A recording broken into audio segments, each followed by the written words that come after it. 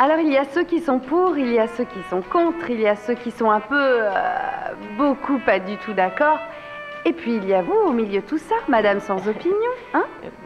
Vous voyez, hier j'étais à la cantine, incapable de choisir entre la tarte aux pommes et la tarte aux poires. Et je me disais, si ma vie était un sondage, je cocherais toujours la case sans opinion. Non mais c'est vrai, prenons un exemple comme ça, au hasard. Hein. Si on me demandait ce que je pense des dieux qui conduisent, les gens n'entendraient aucune réponse, hein, parce que je n'en ai pas. Je n'ai pas de réponse. Voilà. L'autre jour, j'ai vu un accident entre un vieux et un poteau. Hein. Alors ils s'engueulaient. Hein. Le vieux soutenait que le poteau avait débouché de la droite sans prévenir. Et franchement, le poteau n'avait pas grand-chose pour sa défense. Hein. Alors moi, j'étais comme une couillonne, hein, sur le trottoir, entre les deux. Hein.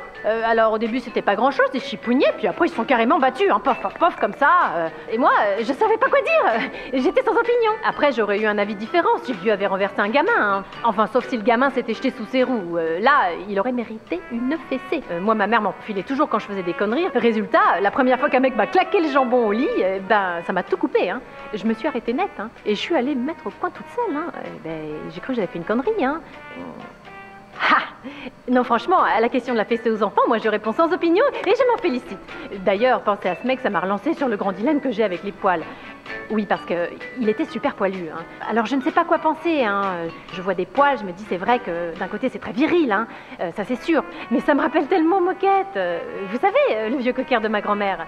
Non, franchement, sans opinion. Hein. Alors dans tout ça, j'étais toujours à la cantine devant mes tartes. Hein. Déjà que je m'étais plantée sur le plat de résistance. Enfin plantée, peut-être pas, je sais pas. Hein. C'est juste que j'avais vu le porc à la créole, j'avais filé comme ça, là. Alors que j'avais promis à Jean-Pierre de plus jamais manger de viande sur son lit de mort, et à son âme. C'était mon cochon d'Inde. Hein.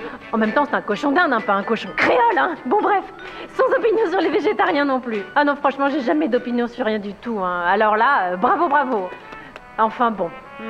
L'avantage de tous ces questionnements, c'est que ça m'a aidé à me décider sur un truc, hein, mon dessert. Je sais pas. Finalement, j'ai pris un yaourt. Parce que là, vous voyez, il y avait plus de tarte, hein, plus de tarte du tout. Et puis, de toute façon, le yaourt, j'avais mis le coude dedans, alors j'étais bien obligée de le prendre. Hein. Vous voyez, c'est tout moi, ça. Je suis toujours sans opinion. Enfin bon, je vais vous lécher.